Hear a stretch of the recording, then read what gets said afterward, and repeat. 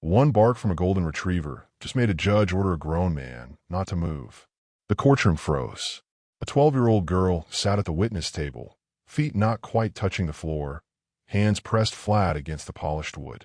Beside her, a golden retriever stood with his front paws planted, chest forward, eyes locked on a man in the dark suit across from them. On that man's wrist, a gold watch flashed under the lights as his right hand hung in the air. Fingers curled back from the dog like he just touched a hot stove. The benches behind him were filled with older men and women clutching thin folders. The last printouts of retirement accounts that had already leaked away more money than they could ever earn back at their age. They had come to see whether the advisor they trusted for years was a victim of bad luck or the cause of their ruined futures. Moments earlier, the judge had allowed the dog in only as emotional support, making it clear the animal wasn't part of the evidence. Now that same dog was the only one in the room moving. "Sir, do not move," the judge said, his voice sharpening. The man in the suit tried to smooth his face back into calm. His right hand trembled anyway. Just below the watch, a thin pale scar cut across his knuckle, catching the light. An older woman in the front row grabbed the arm of the person next to her. "That's him," she whispered. "That's the scar she told him about." The judge's gaze shifted to the girl. "Elena," he said, steady but firm, "I need you to tell this court why your dog just did that." Under the table, moments before, Elena had made a tiny signal with 2 fingers, a movement so small the judge couldn't see it. Harbor had seen it. Harbor always saw it. She knew that if he hadn't moved, everyone would say she'd try to pull a stunt, and the man with the watch would walk out of this room, looking more trustworthy than ever. But Harbor had moved, and the judge had seen him. To understand how a child ended up trusting her dog more than every adult in that room, you have to go back to when this town still believed nothing truly bad could reach it. Elena grew up on a quiet, tree-lined street where porch lights were mostly decoration. Neighbors waved from driveways. Bikes stayed on lawns overnight. People liked to say, "Things like that don't happen here," whenever bad news came on TV. Her parents worked long hours, but told anyone who'd listen that they were grateful to live in a good area. Harbor came into that world in a cardboard box that smelled like hay and puppy food. Her grandfather, cheeks red from the cold, carried the box into the kitchen and set it on the floor with a grin. He had spent decades as a firefighter, the kind who ran toward smoke when everyone else ran away. Now retired, he talked more about people than flames. Inside the box, a small golden puppy struggled to climb out, paws too big, ears flopping over his eyes. When Elena reached in, he licked her fingers and leaned against her chest like he'd been looking for her all along. "Here's the thing about dogs," her grandfather said. "People can hide who they are. Dogs don't. If you learn to listen to them, they'll tell you the truth long before a person will." They named him Harbor because her grandfather said a harbor was where you ran when storms got bad. From the start, he lived up to it. When thunder rolled at night, and Elena woke up shaking, her bedroom door would creak open and Harbor's nails would tick across the floor. He'd climb on a bed, press his back to hers, and breathe slow and steady until her heart slowed. When her parents leaned over the kitchen table late at night, whispering about bills and college and never having enough saved, Harbor lay under their feet, head resting on her mother's shoe like he was sharing the weight. In the backyard, with the hum of lawnmowers on distant streets, her grandfather turned training into a game. A tilt of his hand meant sit. Another meant stay. A small circle of his finger meant Harbor should walk around Elena and return to her side.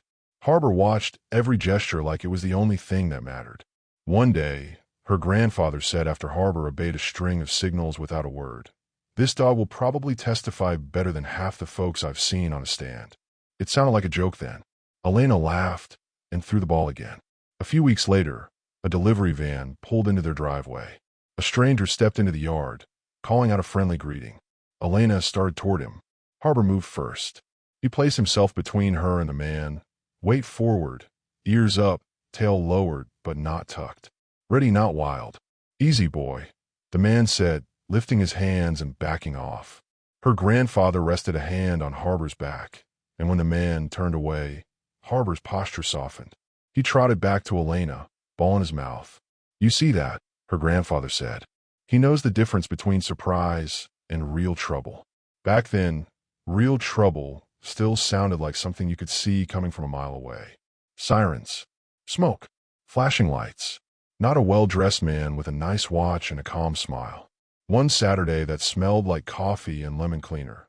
The doorbell chimed, and her father called out, "He's here." Elena looked up from her homework. A man stepped into the dining room wearing a dark sweater over a crisp shirt. Silver hair, neatly cut. Smile easy. He carried a leather folder under one arm. Harbor rose from under the table, tail waving politely. "This must be Elena," the man said. "I'm Gregory." On his wrist, a gold watch flashed when he shook her father's hand. "Your dad was one of my early believers," Gregory said with a grin, turning his wrist so the watch caught the light. "This was my way of saying thank you." Her father flushed with pride. "Gregory helps regular people do what the big guys do," he told Elena. "We're finally getting serious about retirement, college, all of it." Gregory moved through the house with practiced ease, admiring family photos, complimenting the old rocking chair her grandfather liked, asking questions that made complicated money talk sound simple. Her parents relaxed around him. He talked about exclusive funds and stable growth. Each new term came with a reassurance. Harbor sniffed his shoes, wagged his tail, and accepted a scratch behind the ears. Then he went back to lie near Elena's chair while the adults spread papers and talked about the future. Over the next year, Gregory became a regular presence. He stopped by after work with pastries.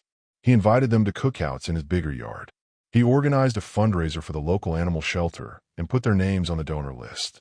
At that shelter event, Gregory stood on a small platform, holding up a big check while people clapped. He joked about dogs having more loyalty than the stock market. Elena sat near the front with Harbor pressed against her legs.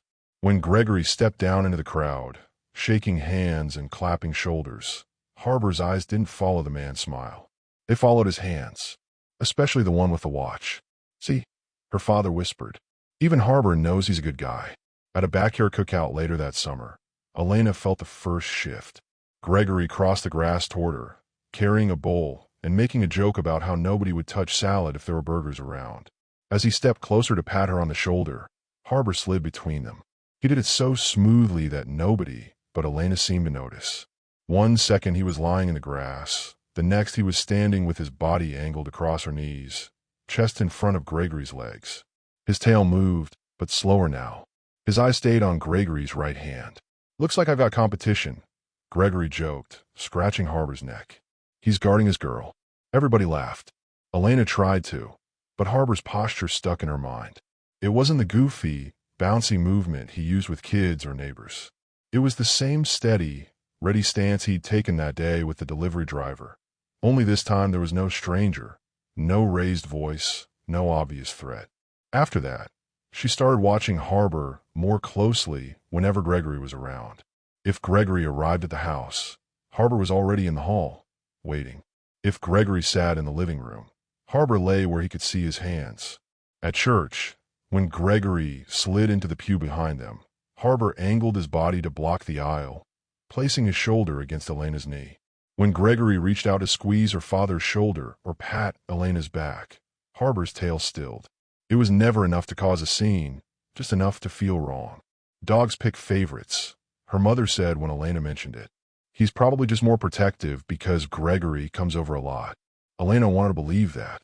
It was easier than considering the other possibility. On the night, everything changed. The sky turned the color of wet concrete, and the weather radio wouldn't shut up. Her parents rushed around the house getting ready for Gregory's big gala, the one he said would bring in serious donors and open doors for everyone involved. Her mother zipped up a dress she almost never wore. Her father fussed with a tie in the mirror. "This could be a big step for us," he said, more to himself than to her. "If this fund grows the way he says, we won't have to worry so much." "You'll be fine," her mother asked Elena for the third time. "I'll be fine," Elena said. "It's just a storm." "The alarm is on," her father reminded her. "You know the code. Don't open the door unless you know who it is." They left in a swirl of perfume, cologne, and damp air. The wind picked up, rattling the windows. Rain started as a soft patter and then turned into a steady, hard drumming on the roof. Elena settled on the couch with Harbor stretched along her legs. The TV flashed warnings about power lines and down trees. Harbor's ears twitched at every thunder roll, but he stayed pressed against her, warm and solid. The lights flickered once, twice. Then the house went dark. The TV snapped off. The heater went silent. The only sound was the storm outside and Harbor's breathing. "Okay," she whispered, fumbling for her phone. "Just the power." Harbor stood up immediately. He didn't lean into her for comfort. He turned and walked out of the room with a purpose that made her stomach twist. "Harbor," she called. He didn't look back. His nails tapped down the hall toward the kitchen. Her phone's flashlight cut a thin path through the dark. The kitchen looked strange without its usual soft glow. The back door, with its frosted glass pane, loomed at the far end. Harbor stood a few steps away from it, body rigid, head low, eyes fixed on the glass. Wind pushed against the door. The pane blurred the world outside into shifting shadows. Then she heard it, the faint jiggle of the handle. The alarm system should have chirped. It always made a little sound when a door opened, even if it was disarmed. Tonight, it was silent. The handle turned again, smoother this time, as if whoever was on the other side knew exactly how much pressure to use. The door eased inward a fraction. Cold air slipped through the gap, along with the smell of wet pavement and something else, clean, expensive cologne she knew she'd smelled on a certain suit jacket in her living room. "Elena."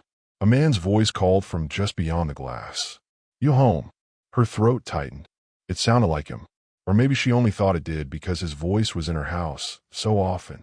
Harbor stepped fully in front of her, muscles bunching under his fur. The hair along his back rose. He didn't growl. He didn't bark. He just stood there, every part of him ready. The door opened another inch. A hand slid through, fingers reaching for the lock. Harbor launched. The sound he made was deeper than his usual bark, a sharp roar that filled the kitchen. His teeth hit flesh. The hand jerked back, knocking against the frame. A curse tore through the gap, loud, even over the storm. Lightning flashed. For one blinding second, the glass turned into a mirror. In that flash, Elena saw part of a jawline she recognized and the glint of a gold watch on her wrist snapping out of sight. The door slammed. Heavy footsteps pounded down the steps and disappeared into the rain. Harbor stayed frozen in front of the door, fur lifted, chest heaving. A dark smear streaked the frame where his teeth had grazed skin. Her fingers shook so badly she could barely punch in the code to silence the beeping alarm when the power flickered back. She called her parents, voice cracking, and then the police. By the time the officers arrived with flashlights and calm, practiced tones, the rain had washed away most of the footprints on the back steps. The smear of blood on the frame was still there, thinned by water. They checked the lock, the windows, the alarm panel. "System probably glitched when the power went," one of them said. "It happens. Good thing you got this guy." He scratched Harbor behind the ears, scared whoever was off before they got inside.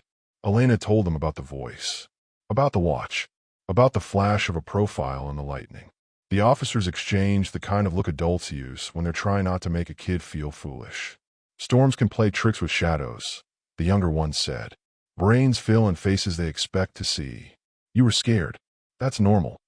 Her parents rushed in, soaked and pale, while her mother wrapped Elena in a towel and checked her for 100 imaginary injuries. Her father talked with the officers.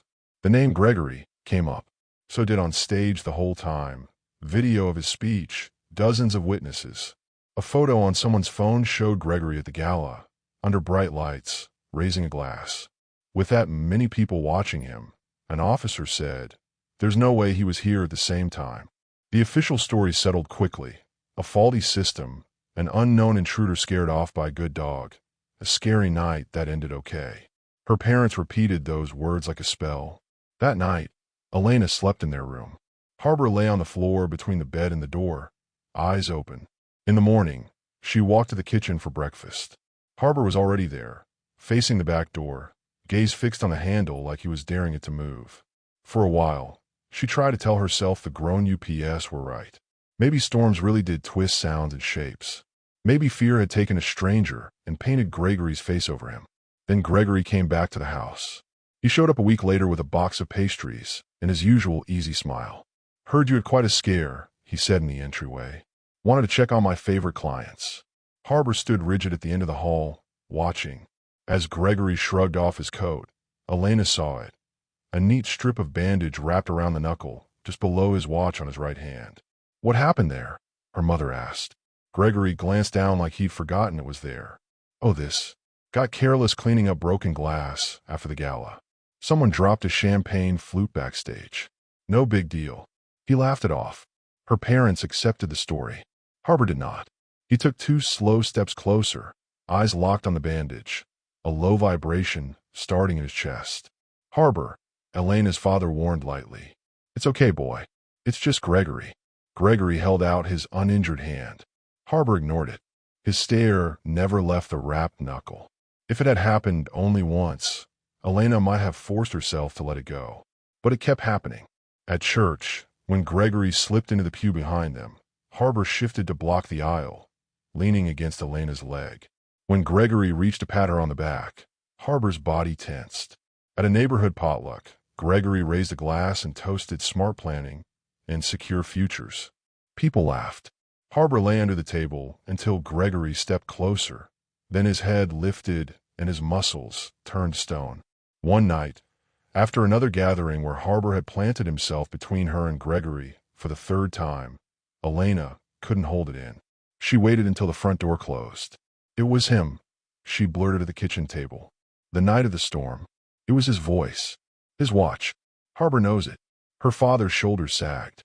Her mother gripped her mug a little too tightly. "Sweetheart," her mother said carefully, "Gregory was on stage that whole night. There are photos, videos, everything. He wasn't here.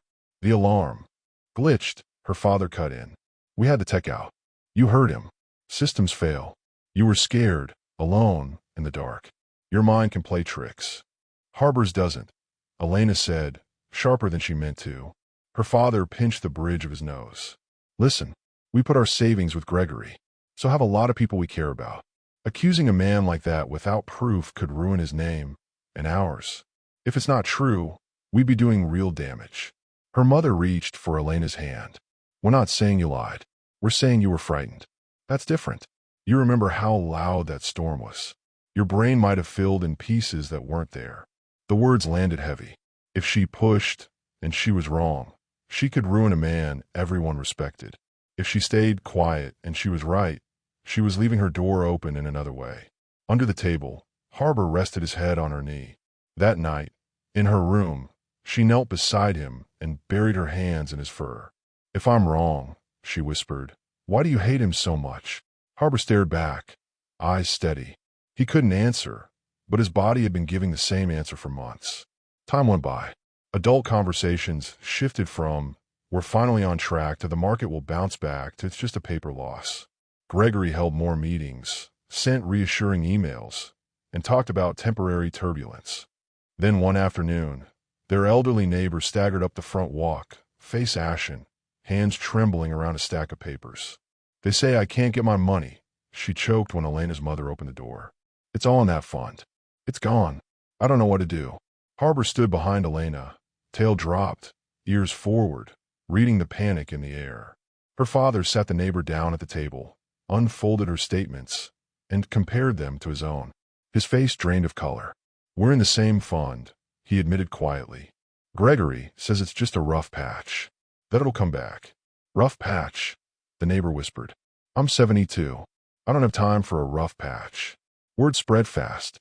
At church, at the pharmacy, outside the post office. More than one person admitted they couldn't withdraw their money. Fear started to crack the town's easy trust. Gregory called a community meeting at the hall next to the library. Rows of folding chairs filled with worried faces. People clutched printouts and manila envelopes. A woman from state office sat along the side wall, a small seal pinned to her lapel, taking notes with a serious expression. Gregory stood at the front in a crisp suit, voice smooth. He blamed a partner institution for the delays, called it temporary, said terms like liquidity issue and short-term volatility in a reassuring tone. He promised that their principal was safe and told everyone the worst thing they could do was panic. Harbor lay at Elena's feet near the back. He seemed relaxed until Gregory lifted his right hand, watch flashing as he emphasized a point. Harbor's head snapped up. Every muscle in his body went tight. His eyes fixed on that hand. The woman from the state office noticed. Her pen paused. She followed Harbor's gaze from the dog to Gregory's wrist, then to the faint line of the scar. After the meeting, as people crowded around Gregory for one-on-one reassurances, the woman approached Elena's father. "I'm reviewing some of these cases," she said, showing her ID. "I heard there was an incident at your home a few months ago. Power outage, possible break-in." Her father shifted. "It was a misunderstanding," he said. "The alarm malfunctioned. Our dog scared someone off. That's all." "Maybe," she said, "but I'd like to hear the full story anyway. Sometimes the little details matter." Later that night, Elena sat on the back step with Harbor, listening to the low murmur of adult voices through the open kitchen window. She heard words like storm, bite watch, on stage, video, loud bark. The investigator's tone never rose, but every question dug a little deeper. Elena thought about her grandfather's old joke in the yard, a dog that could testify better than most adults. For the first time, it didn't sound like a joke at all. She dug through the hall closet for an old box of her grandfather's things: faded notebooks, dog-eared training pamphlets, a laminated card with hand signals. One page listed the commands he'd used with Harbor: sit, stay, come, circle. Next to one was a note: danger. Circle and alert if you recognize this person as a threat. She remembered the delivery driver day. How Harbor had circled once and then eased up. How he had never used that full posture with anyone else until Gregory. If words weren't enough to convince the adults, maybe Harbor's memory could be. They started practicing in secret. In the yard, Elena repeated the old signals first. Harbor responded like he always had, eager and focused. Then she added a new tiny motion, one they had never used with anyone else: a small twist of two fingers, low and close to her leg. The first time she tried it while a neighbor approached, Harbor did nothing. He wagged and trotted over to get petted like usual. Elena felt foolish. "This is dumb," she muttered. "You're not in a movie." The second time, with a trusted friend, she tried again. Same nothing. Harbor glanced at her hand, then bumped his nose against her elbow as if to say, "Wrong target." Then she tried it at a volunteer event, sorting canned goods in the community center.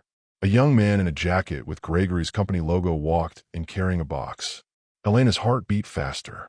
On instinct more than plan, she gave a signal. Harbor straightened.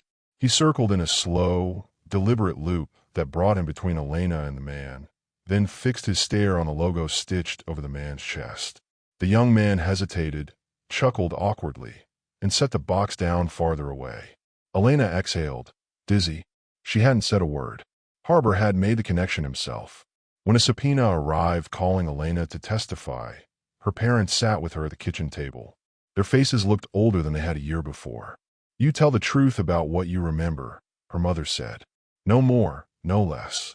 Her father added, quietly, "They're looking into things now. They found some problems. But this is serious, Elena. Court is not a place for guesses." She nodded. She wouldn't be guessing. The night before the hearing, she lay on her bed with Harbor curled along her side. "If you don't move," she whispered into his fur, "they'll say I made everything up. If you do, they'll finally have to look." Harbor huffed out a slow breath and pressed closer. The courtroom the next morning was the same one from that first frozen bark. Wood-paneled walls, flags in the corners, the soft scrape of chairs and whisper of papers. Older people filled the benches, some angry, some exhausted. Elena took the witness seat. Harbor lay at her feet, his head on his paws, eyes open. The judge swore her in and asked basic questions. The lawyers walked her through the night of the storm, step by step. She told them about the blackout, Harbor walking to the kitchen, the silent alarm, the handle, the voice, the smell of cologne, the hand, the bite, the lightning, the watch, the blood on the frame. Her voice shook once, but didn't break. Gregory's lawyer tried to poke holes. "Isn't it possible," he asked, "that you saw what you expected to see? That you thought of my client because he's often in your home?" "It's possible for me," she said quietly. "Not for him." She rested her hand on Harbor's back. Then it was Gregory's turn. He spoke smoothly about market events and unforeseen complications.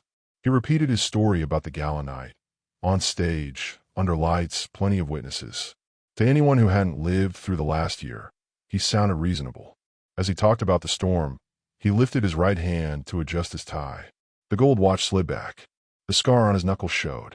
Harbor's muscles locked. Elena's heart raced.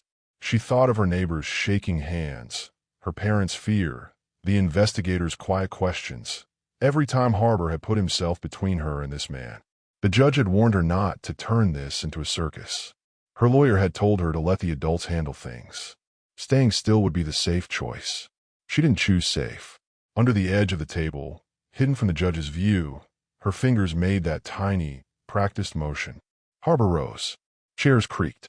People leaned forward. The judge frowned. "What is that dog doing?" he asked. Harbor did not look away from Gregory. He walked out from behind the table, nails clicking softly on the floor. Each step was measured. There was no lunging, no wildness, just purpose. He stopped directly in front of Gregory's chair. The man tried to hold his ground. His right hand twitched. Harbor's gaze dropped to that hand, to the scar, to the watch. He let out a single, explosive bark. Gregory flinched, jerking his hand back in the exact motion Elena remembered from the open doorway during the storm. The watch flashed. The scar caught the light. Gasps exploded in the gallery. Someone cried out. The woman from the state office stood up, so fast her chair scraped back. Her eyes bounced from Gregory's hand to a photo on the evidence table. Gregory at the gala, with a fresh bandage wrapped around that same knuckle. The judge stared at the photo, then at the scar, then at the dog brace between the accused man and everyone else. "Everyone back away from the table," he ordered. His voice had lost its earlier patience.